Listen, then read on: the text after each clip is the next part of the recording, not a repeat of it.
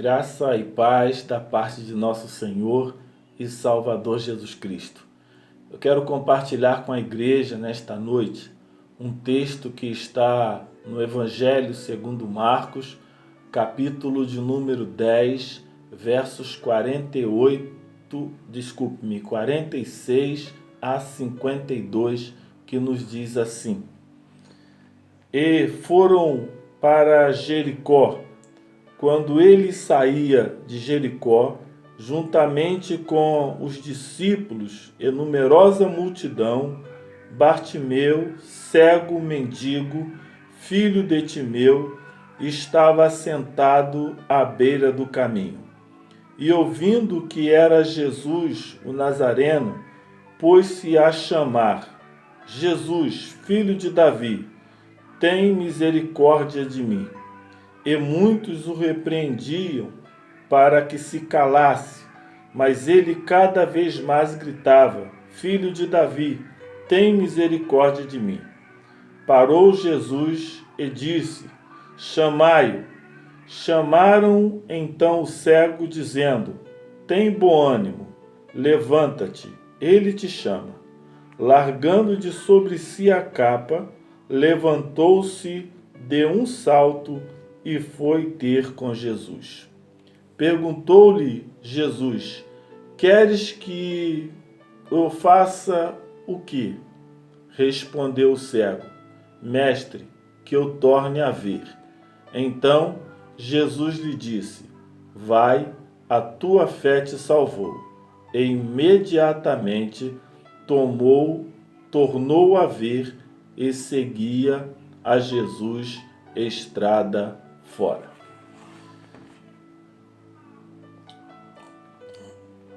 Este texto bem conhecido de todos nós, que fala-nos sobre a cura, o milagre, o encontro milagroso e não somente a cura, mas a salvação na vida deste homem, deste cego. Ele tem mais dois paralelos que tem um texto bem semelhante, alguns detalhes, algumas diferenças apenas. Um deles é Mateus, capítulo de número 20, versos de número 29 a 34, sendo que Mateus registra como sendo dois cegos. Diz que, ainda que Jesus tocou-lhes para que fossem curados. E, ao final, após o milagre, estes dois cegos passam, então, a seguir Jesus, segundo a narrativa de Mateus. Já Lucas, ele fala de apenas um cego, registra apenas um, diz que este cego foi curado por uma palavra apenas do Senhor. Aqui o Senhor não toca, mas o Senhor ordena e aquele cego é curado. E o cego passa a seguir a Jesus, glorificando a Jesus. E diz mais, diz que o povo que viu isto acontecer também começou a louvar a Deus. Mas aqui em Marcos, o texto que nós lemos, tem algumas coisas, alguns detalhes que nós queremos destacar nesta noite. Primeiro, que este que era cego era alguém que tinha um nome. Os outros dois evangelistas não destacam isso. Parece que não era muito importante, mas eu quero dizer, eu quero pensar que este cego tem nome. E o nome dele é Bartimeu. Isto é muito significativo dentro daquilo que nós queremos pensar nesta noite. É um cego que tem nome, Bartimeu. É um cego que tem uma família, filho de Timeu, diz a palavra. É um cego que tem por ser cego, um problema que o colocava no nível social muito ruim, colocava numa situação muito constrangedora. Ele era cego, mendigo, diz a palavra. Este homem carregava em si uma marca, um estigmatismo de alguém amaldiçoado. Havia um entendimento de que uma pessoa nesse estado era alguém que deveria ser até mesmo evitado pelos demais, alguém que seria de alguma forma amaldiçoado e por isso tinha aquelas consequências. Nós vemos em alguns momentos, por exemplo, em que a pergunta feita a Jesus é: quem pecou? Ou seja, seria uma consequência de pecado dele ou dos pais? Esse era o contexto que ele vivia. E em consequência disso, esse homem que tem nome, Bartimeu, que tem família, que é filho de Timeu, que tem um grave problema, que é cego e que vive a mendigar e o coloca numa situação de desprezo, de abandono, uma situação de constrangimento, de inferioridade. Este homem, por consequência disto, está à margem do caminho. Vive à margem do caminho. E o texto segue, porque no segundo aspecto que eu quero pensar nesse texto, além dessas características que já apresentamos, é que este homem tem ainda um problema, porque no momento em que ele começa a clamar, em que ele começa a pedir por misericórdia, aqueles que deveriam serem os facilitadores para o encontro dele com Jesus, aqueles que deveriam ser um condutor dele à presença do Senhor Jesus, ao contrário disto, eles começam a repreender, começam a mandar que se cale, quem sabe nos dizendo e dando a entender que Jesus não iria olhar para ele, para o seu estado de miserabilidade, dizendo para aquele homem, mostrando, tentando falar, transmitir àquele homem que ele era muito insignificante para merecer a atenção de Jesus. Esse é o estado que nós encontramos neste homem, neste episódio. Um homem que representa uma família, que tem um grave problema, que está numa condição de grande miserabilidade, inferioridade, ainda se depara com aqueles que deveriam o conduzir a Jesus, que deveriam o levar à presença de Jesus, que deveriam ser os facilitadores para que ele tivesse sua vida transformada. Aquelas pessoas ainda o repreende e manda que se cale. Mas o texto nos fala que aquele homem, ele clama ainda mais. O desejo dele de ter a sua vida transformada o leva a clamar cada vez mais, a rogar cada vez mais, suplicar cada vez mais. E aí, o terceiro aspecto que eu julgo interessante nesse texto é que Jesus para e que Jesus manda lhe chamar. Ou seja, Jesus está atento ao seu clamor, ainda que os que deveriam serem facilitadores, os que deveriam ajudar a isso, criam dificuldades, barreiras, limitações. Jesus ouve o seu clamor e Jesus para atender a este clamor. Na sequência desse texto, Aqueles homens, então, eu não sei se são os mesmos que mandavam que se calasse, ou se são outros que estavam também junto de Jesus, mas eles levam uma grande notícia para aquele homem. Eles chegam diante daquele homem e eles começam a dizer: tende bom ânimo, tenha bom ânimo. Eles estão dizendo que algo de maravilhoso vai acontecer na vida daquele homem. Algo de extraordinário está prestes a se dar naquela vida. Tende bom ânimo, Ele te chama. Eles estão dizendo, de alguma maneira, que quando Jesus chama, algo de extraordinário acontece.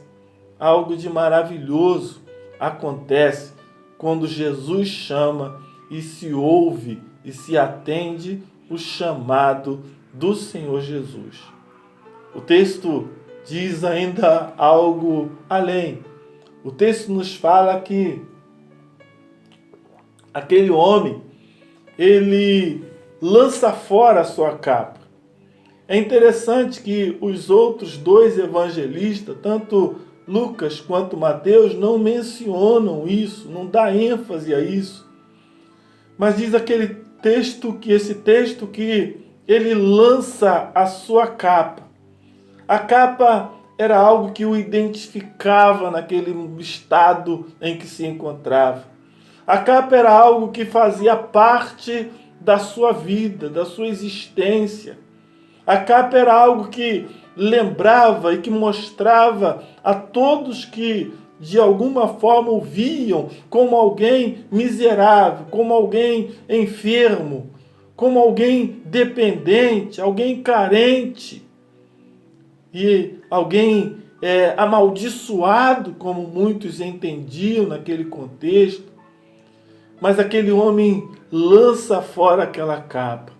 Ao ouvir falar, ao ouvir dizer, tende bom ânimo, Ele te chama. Aquele homem sente que a partir daquele momento não precisará mais dessa capa.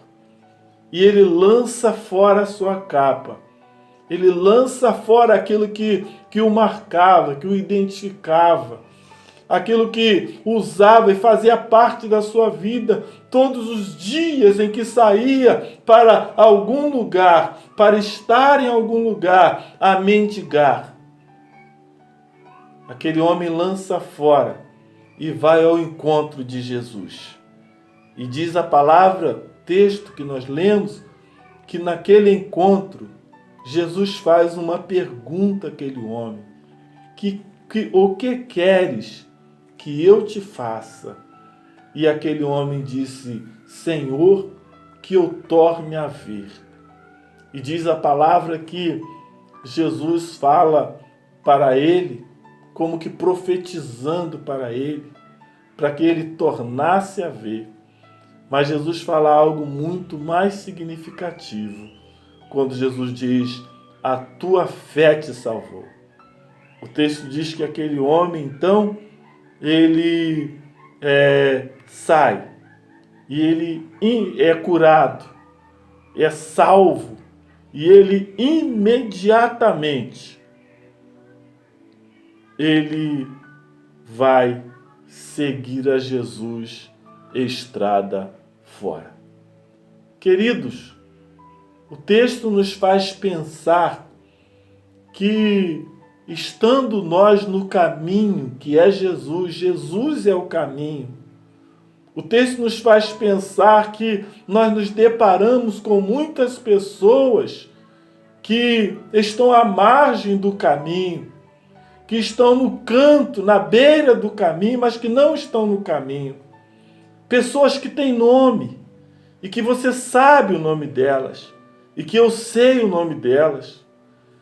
Pessoas que têm famílias e que você conhece a família dela, que eu conheço a família dela. Pessoas que têm problemas, que têm deficiências, que têm necessidades. Pessoas que estão cegas, que não estão e não conseguem enxergar Jesus como solução para as suas vidas. Pessoas que estão à margem, pessoas que estão na cegueira, pessoas que estão a mendigar, pessoas que estão na sarjeta, no abandono, na prostração, precisando de alguém que lhes diga: tenha bom ânimo, Ele te chama. Tenha bom ânimo, Jesus te chama. Pessoas que precisam ouvir uma palavra de ânimo, de esperança para o seu estado, para a sua situação, para que possam, ouvindo esta palavra de ânimo, possa surtir tal efeito em suas vidas, de maneira que elas possam lançar fora todo peso, toda capa, tudo aquilo que os identifica neste mundo, tudo aquilo que os colocam na posição de miseráveis, de desgraçados, de amaldiçoados. Pessoas que precisam ouvir uma palavra de ânimo, precisam de alguém que lhes diga: tenha bom ânimo, Jesus te chama, para que eles possam terem verdadeiramente um encontro com o Senhor Jesus e mudar a sua sorte, mudar a sua história.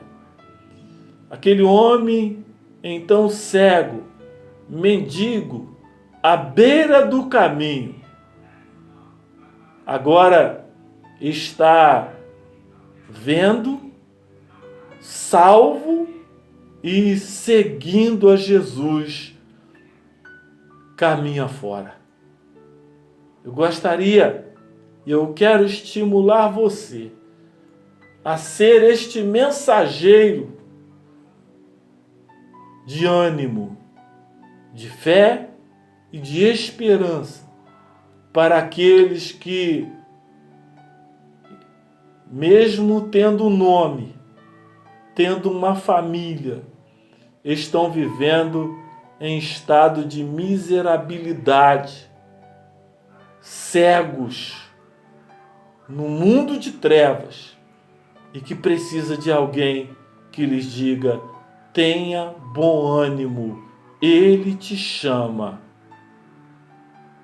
E que tenham as suas vidas transformadas pelo poder que há em um nome de Jesus.